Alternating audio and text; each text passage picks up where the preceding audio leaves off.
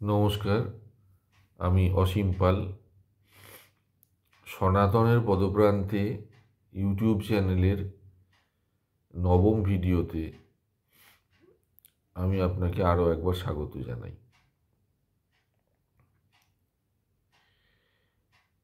আজকের আলোচ্য বিষয় হচ্ছে গীতার পঞ্চম অধ্যায়, যার নাম হচ্ছে সন্ন্যাস যোগ। প্রথমেই অর্জুন প্রশ্ন করছেন যে, হে শ্রীকৃষ্ণ, তুমি তো দুরকম কথা বলছো, কর্ম ত্যাগও বলছো, আবার কর্মযোগও বলছো। দুটো তো দুরকম হলো, তা দুটোর মধ্যে কোনটা ভালো? সে কোনো একটা আমাকে ঠিক করে বলো। আমিও দুরকম বুঝতে পারছি না, কোনো একরকম আমাকে বলো।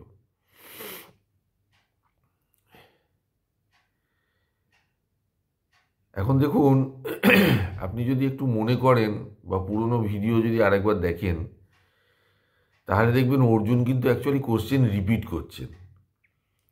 এই প্রশ্ন উনি এর আগেও করেছেন এবং শ্রীকৃষ্ণ ওনাকে বুঝিয়েছেন যে কর্মত্যাগ মানে হচ্ছে সন্ন্যাস, মানে যাকে জ্ঞানযোগ বলে।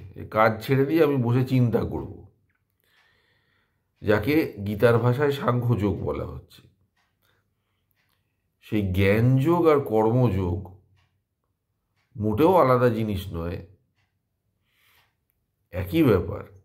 একটাই কথাকে বিভিন্নভাবে বলা। যেটা দেখার বিষয় সেটা হচ্ছে যে তার মানে কি দাঁড়ালো, যে এতক্ষণ ধরে বোঝানোর পরেও বোঝা যাচ্ছে ছাত্র খুব একটা ভালো করে বুঝতে পারেনি। শ্রীকৃষ্ণ কিন্তু তাতে একটু অসন্তুষ্ট হচ্ছেন না। প্রশ্ন যেহেতু আবার করা হয়েছে, উত্তরটা উনি আবার দিচ্ছেন একটু অন্যরকম ভাষায়, কিন্তু বেসিক্যালি একই উত্তর উনি আবার দিচ্ছেন। তো এইটি একটি দেখার জিনিস। অন্য অনেক ধর্মের সাথে আপনারা পরিচিত আছেন, কারণ হিন্দু ধর্ম তো এককালে পৃথিবীতে সব থেকে বেশি মানুষ হিন্দু ছিল সংখ্যায়। আজ তো আর নেই।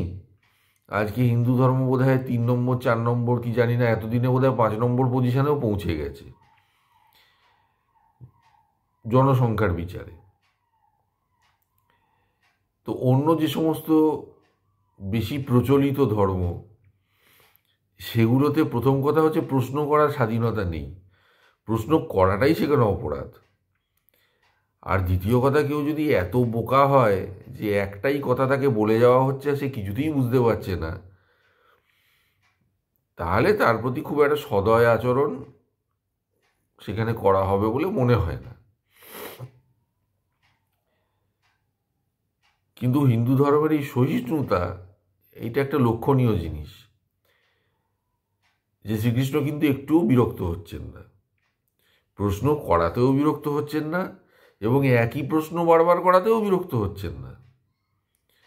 তিনি আবার বোঝাচ্ছেন। তো কি তিনি বলছেন? অর্জুন জানতে চাইছেন যে কর্ম ত্যাগ করব না কর্মযোগ করব। শ্রীকৃষ্ণ বলছেন যে তুমি যদি দুটোর মধ্যে আমাকে বাঁচতে বলো, কর্মত্যাগ মানে হচ্ছে সন্ন্যাস। সন্ন্যাসী হবে না কর্মযোগী হবে, তবে আমি বলবো যে কর্মযোগী হওয়াই ভালো সন্ন্যাসী হওয়ার থেকে। কেন? উনি বলছেন যে কর্ম বাদ দিয়ে জ্ঞান, সে খুব একটা ভালো জিনিস নয়। মানে যে কোনো কাজই করে না, শুধু বসে ভাবে, সেটা খুব একটা, উনি বলছেন যে তাতে যে খুব একটা মানুষের ভালো হয় তা নয়। বরং যে কাজ নিয়ে থাকে, বলতে হবে সেই ভালো আছে। তার কারণ যিনি কর্মযোগী তিনি তো কর্মে লিপ্ত হচ্ছেন না। কাজেই অর্জুনের যেটা চিন্তা যে যুদ্ধ করলে আমি পাপের ভাগী হব, তার মানে হচ্ছে আমি যদি কর্ম করি কর্মের ফল আমার ওপরে বর্তাবে। তো সে সমস্যা তো কর্মযোগে তো সে সমস্যা আসছে না। কর্মও করা হচ্ছে, অথচ কর্মের ফলও ভোগ করতে হচ্ছে না। তো তবে আর কর্মযোগে সমস্যা কোথায়? তাহলে আর অর্জুনের যুদ্ধ করতে বাধা কিসের? যুদ্ধের জন্য যদি কোনো পাপ হয়, সে যখন তার উপরে বর্তাচ্ছে না, সে যখন পাপের ভাগী হচ্ছে না, তবে যুদ্ধ করতে তার আপত্তি কোথায়? এইটাই শ্রীকৃষ্ণের বক্তব্য, কিন্তু সেটা তো উনি একটু ভালো করে বলছেন। এবং কথা প্রসঙ্গে আরও 2-3টে জিনিস এই অধ্যায়ে এসেছে। এর আগে যেরকম কর্মযোগ জ্ঞানযোগ আলাদা আলাদা করে বলা হয়েছে, কিন্তু সেই প্রশ্ন আবার ফিরে এসেছে কর্মযোগ ভালো না জ্ঞানযোগ ভালো। তো এইবারে যখন শ্রীকৃষ্ণ উত্তর দিচ্ছেন, তখন উনি সন্ন্যাসের প্রসঙ্গ টেনে এনেছেন, যার জন্য এই অধ্যায়ের নাম সন্ন্যাস যোগ। কর্ম ত্যাগ ভালো না কর্মযোগ ভালো, তো এই বলতে গিয়ে আরও কিছু বিষয় এসে পড়েছে, যার জন্য এই অধ্যায়টা ঠিক আগের অধ্যায়ের রিপিটেশন নয়। এই অধ্যায়ে অনেক কিছু নতুন আছে। যেমন ধরুন, শ্রীকৃষ্ণ বলছেন যে প্রভু মানে আত্মা, তিনি কিন্তু কিছু করেন না, কর্মটা প্রকৃতির ব্যাপার। মানে সাংখ্যতে যে পুরুষ এবং প্রকৃতি আমরা পেয়েছি, যাকে শিব শক্তি বলতে পারেন, সেই জিনিসই এখানে তিনি টেনে আনছেন। মানে শিবের শক্তিতে শক্তিমান হয়ে কালী নৃত্য করছেন শিবের উপরে দাঁড়িয়ে। উপরে দাঁড়িয়ে মানে হচ্ছে কি, শিবের শক্তি থেকে শক্তিমান হয়ে তিনি নৃত্য করছেন, মানে কাজ করছেন। কাজ করে শক্তি প্রকৃতি, পুরুষ বলুন বা শিব বলুন, তিনি কিন্তু কাজ করেন না, অথচ কাজ তার শক্তিতেই হচ্ছে। শক্তি প্রকৃতি এরা আলাদা কিছু নয়, এরা পুরুষ থেকেই জাত। তার মানে শেষ পর্যন্ত সেই শিব বলুন বা পুরুষ বলুন বা ব্রহ্ম বলুন, যাই বলুন, তিনিই আছেন, আর তারই শক্তিতে শক্তিমান হয়ে প্রকৃতি এই সব কাজ করছে। এই কর্ম বস্তুটি প্রকৃতির আন্ডারে আসে, এটা কিন্তু ঈশ্বরের আন্ডারে আসে না।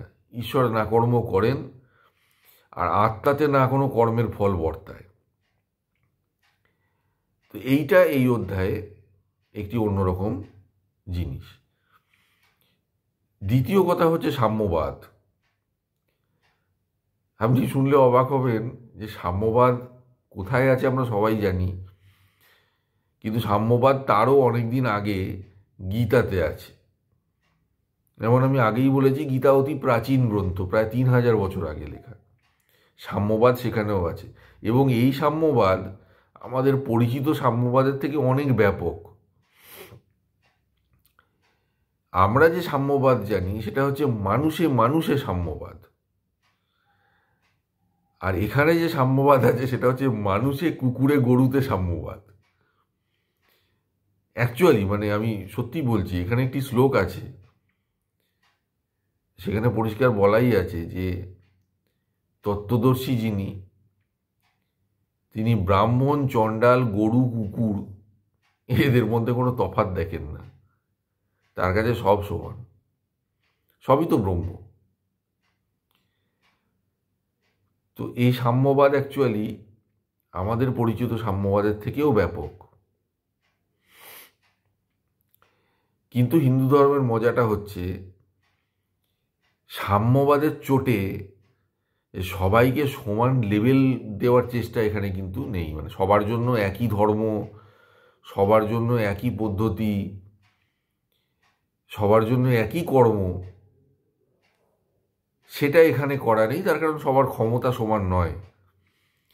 তা মানুষের যে বিবিধতা,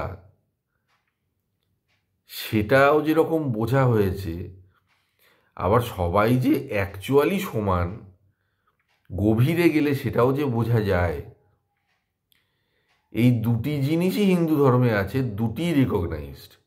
কোনো একটা আপনাকে বেছে নিতে হবে না। অর্জুন যেরম বলছেন যে তাহলে আমি সাম্য বলছি কি অসাম্য বলছি, এদিকে আমি ব্রাহ্মণ শূদ্র সব ভাগ করছি, এদিকে বলছি যে গরু কুকুর মানুষ সব সমান। তো কোনটা ঠিক? কোনটা ঠিক না, দুটোই ঠিক। সমান কখন?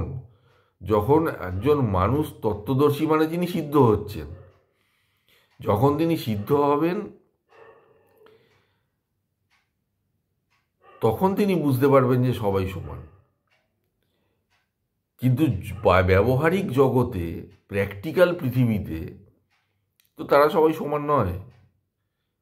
একটা গরু তো কোনোদিন পিএইচডি করতে পারবে না, মানুষ পারবে। কুকুর তো কবিতা লিখতে পারবে না, সেও মানুষ পারবে। সমান কি করে হলো? সমান হচ্ছে এই দিক দিয়ে যে দুই ব্রহ্ম, কারণ ব্রহ্ম ছাড়া তো আর কিছু নেই। সেই যিনি বুঝেছেন তার কাছে সমান, কিন্তু যে বোঝেনি, যে এখনো ব্যবহারিক জগতের মধ্যেই রয়েছে, সে কেন ওই নিয়ে নাচতে যাবে? যার যতটা জ্ঞান, সেই জ্ঞান অনুসারে যতটুকু বোঝা যায় সে সেইটা নিয়ে থাকবে, কারণ সেটাই হচ্ছে স্বাভাবিক।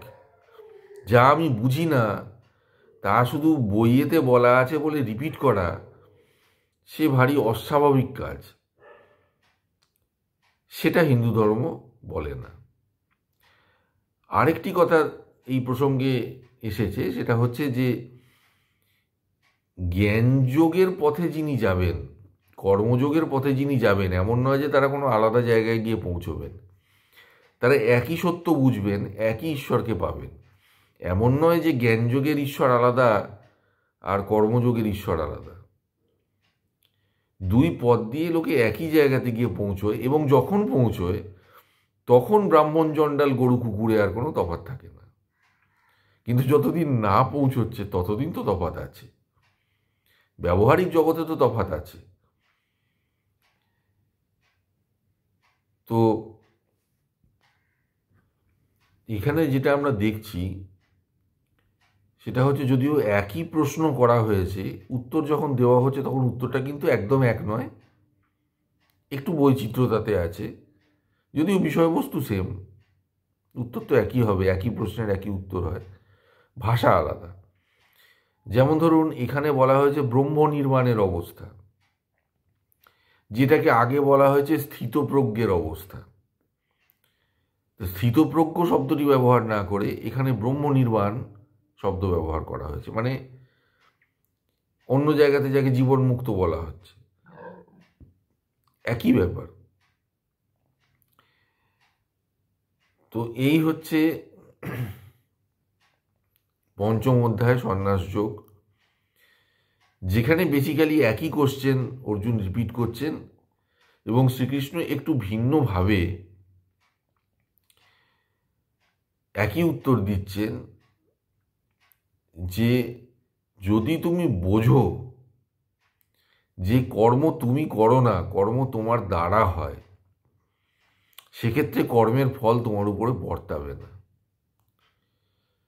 কাজেই যে পাপের ভাগী হবে এই ভয়ে তুমি যুদ্ধ করছো না, এর কোনো মানে দাঁড়ায় না।